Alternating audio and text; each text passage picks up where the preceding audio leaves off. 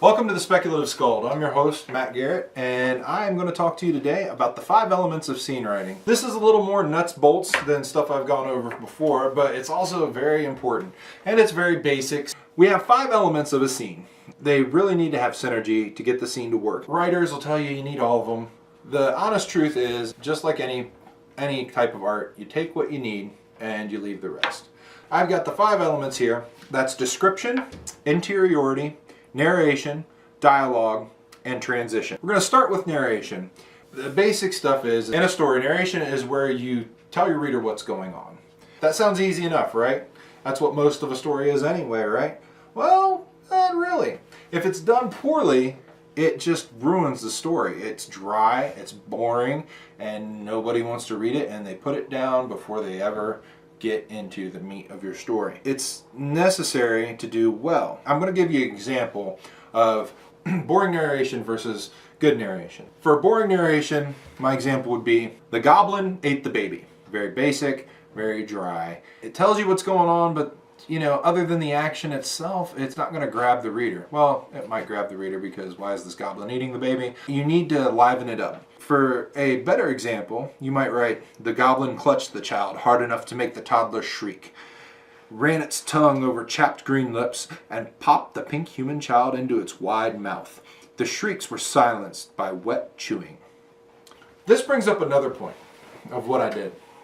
In the first example, I told you what happened. I told you that the goblin ate the baby. In the second example, I showed you how the goblin ate the baby.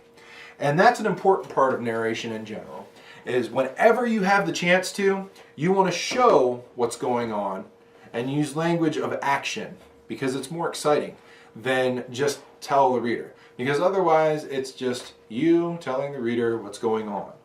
When you have that action, those action words and those descriptive words, it brings the reader in. It makes it personal, it makes it close. So that's a huge part of the narration. And it's a key to success with. The next element of a scene I want to talk to you about, point 2, is description. Description falls in line with narration quite often.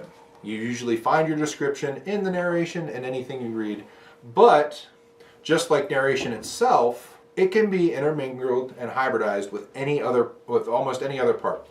Description, you can tell the audience what something looks like through narration, or you can have a character tell it in dialogue, or you can have a character think it in interiority. But we'll get to that in a few seconds. Man, that's an ugly baby. Maybe I should eat it. Yes, that is what the goblin having interiority about eating the ugly baby. The big thing about description that you have to understand, description is probably the finest line you will walk in all of your writing.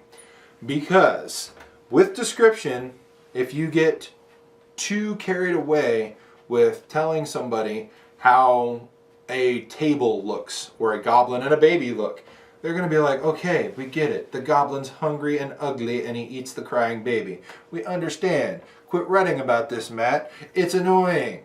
And they're going to throw the book out the fucking window. But Not the virgin window. however, description is necessary to the extent that your readers are going to want to know what things look like, what's going on around it, what it smells like, what it tastes like, what it feels like. They don't just want to know what it looks like. So that brings me to the next point on description. Use all the senses. Let your audience know what the baby smells like. Because if it smells like fresh baby powder, well then, it's just been changed. You can infer that. Or it's just been washed. If the goblin has rough skin, well or he has dry lips, well, maybe he needs some chapstick. Who knows? But you can infer a lot of things from just using all the senses. And it gets boring when you just describe what a character sees. Now, obviously, if you have a character with a sight impairment or a hearing impairment, they're not going to be able to describe that for you, so you're going to have to put those into narration. Some other tips on narration. Avoid adverbs. Stephen King hates adverbs. And in his book on writing, he tells you that adverbs are the devil and they are worthless and use them sparingly. And what do I mean by adverbs? That's words that describe adjectives, words that describe verbs. So you're telling people how something is done. He hungrily ate the baby. Yes, he hungrily ate the baby. The big reason the adverbs suck is because if he hungrily ate the baby, well, of course he hungrily ate the baby because he ate the baby because he was hungry. It's circular logic, and it pisses readers off because they can infer that the goblin ate the baby because he was hungry. Another thing is if you don't have enough description, you end up with what I like to call the pants effect. I stole this from Matt Inman, The Oatmeal, when he talks about Twilight. And I have never read Twilight, but I've seen some of the movies. There is so very little description of the central protagonist. They become like a pair of pants, and anybody can slide into them and live through them vicariously. And for some genres of fiction, that's great. In sci-fi and fantasy, you don't want that, especially if there's something alien or something that's not quite human. You want to know about those things. When you're using description, just remember, it's a story. You want your audience to know what people and places look like, smell like, feel like, taste like.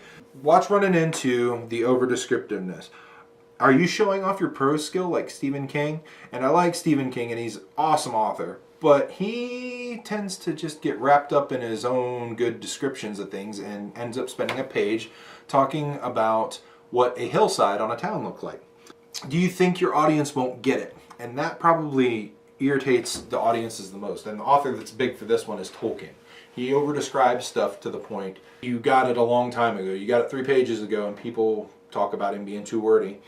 Do you have some morbid fascination with something like, I don't know, women's fashion, Robert Jordan? You've got to stay away from those, and you've got to edit it yourself, and don't leave it for an editor because they're going to have the same idea that an audience does. Moving on, dialogue.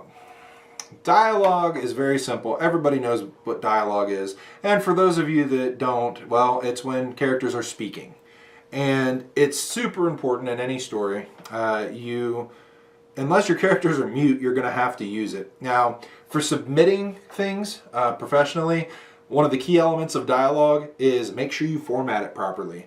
Because if you don't know how to format dialogue properly, then you're going to get laughed out of the slush pile. Always, Google it. Yeah, Google it. If you don't know how, Google it. It's out there. People will teach you how to do this. It's online. I swear. Dialogue can also make or break a piece. If you use it too much, people are going to wonder if they're reading a play. Most people, I would say, most readers of the genres of speculative fiction don't want to read plays. They would rather see them performed. And honestly, in my personal opinion, plays are meant to be performed and not read unless you are studying them for some specific purpose. The awesomeness of a play is that you have a whole story told through dialogue. You don't have the narration and you don't have the interiority and things like that. If you ever want to work on your dialogue and make it better, try writing a play or work with some playwrights. They can really help you do that. Here's the tricky part when it comes to speculative fiction. With speculative fiction dialogue, it needs to sound natural, but unnatural at the same time. It needs to be able to be read naturally, but you're not going to have a ye olde knight talking about a Starbucks, unless there is a Starbucks in your fantasy world, which is fine if that's what you want. But make sure that you leave out references from the real world, per se. Something I read recently from a friend of mine who is trying to put together her novel to submit it. She referenced Pandora's box. Well, that threw me and several other readers off because Pandora's box is from our world. It's a myth from our world. And what is it doing in the fantasy realm? Well, we don't know. Oh, that brings the reader on a little rabbit trail of, is this really Earth in a different time period? Is it a different dimension? Especially when you're with fantasy, you've got to leave that real world stuff out unless you establish it early. In one of my worlds that I've been building, a lot of it is based heavily on Norse myth. So I establish early and often that the Norse gods are a thing in this world. And that way there's no question of whether or not it's Earth or whether it is a fantasy realm, because it's totally a fantasy realm. They just have these gods there. Now, dialect and dialogue is very, very, very tricky. It's hard for 2 reasons. One, if you're writing, again, a fantasy story, or a space age story or something like that, something that has no relation to Earth as we know it, and those characters have relation to Earth as we know it, you can never describe an accent as, say, I don't know, Cockney. Because when you do that, that is, again, a term from our world, specific location or area in England that dialect arrives from, and if you had no idea what that is, characters in a fantasy realm might not understand what Cockney is. Now, the other portion is writing dialect. When you start throwing apostrophes in, it can bring the effect across. But what you need is subtlety. You have to make it still readable, still understandable. If your character says ye a lot, that's fine. If your character cuts off his H's or TH's, that's fine, but don't overdo it, because you're going to get a bunch of gobbledygook and apostrophes that nobody's able to read or understand, and they're going to spend too much time worrying about how the character speaks instead of what they're saying. Orson Scott Card's good at that. Now, the final thing I want to say about dialogue is dialogue tags, and this is a throwback to those adverbs. 9 times out of 10, so-and-so said or said so-and-so is all you need for a dialogue tag. Because when you get into how things are said, if you have to describe how something is said, then you're not doing your job.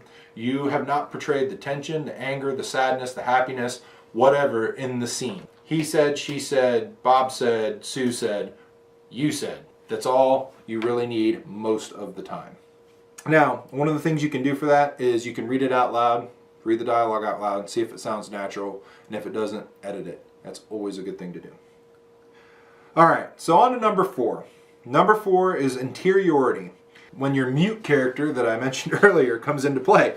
Because your mute character still thinks, right? So every character thinks to one degree or another. And whatever character you're following, be it all the characters or none of the characters, unless you're writing in that very limited third-person style that Hills Like White Elephants is in, you're going to know what at least one of the characters thinks. That is formatted similarly to dialogue, but without the quotation marks.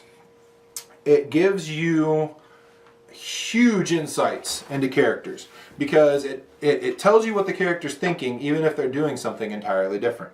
It tells you what judgments characters are making on other characters. However, you don't want to stay inside one character's head too much unless you're in the first person. Your audience loses a sense of what's actually going on in the story. They're only getting a certain character's impression of the events. Or adding info or thoughts that don't make... And when you get stuck inside their head for too long, sometimes authors accidentally will give thoughts or information to a character that should not have it, and that's really hard to catch when you do it. So that is usually caught in an editing process and letting other people read your work, but it's something to look out for. And beware of loading exposition into characters' interiority. Anytime you have an info dump, it's not good for your story usually.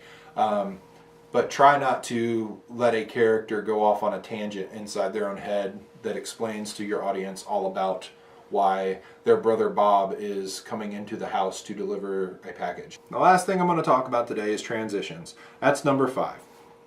So transitions is when you're moving from one paragraph to the next, or a lot of times one scene to the next.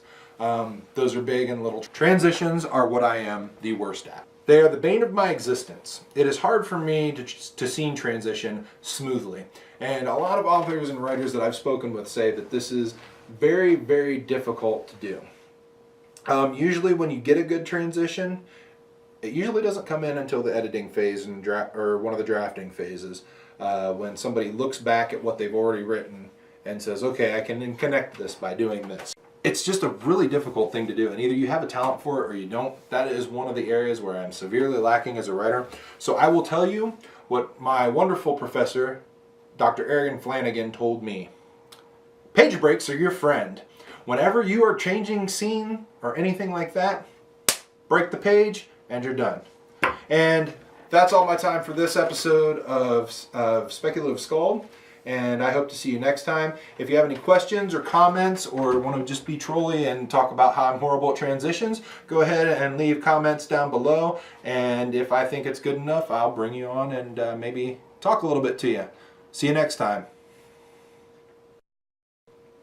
And you get into those damn LY words. And I swear to God, those are terrible, and it drives me nuts when I see it in writing.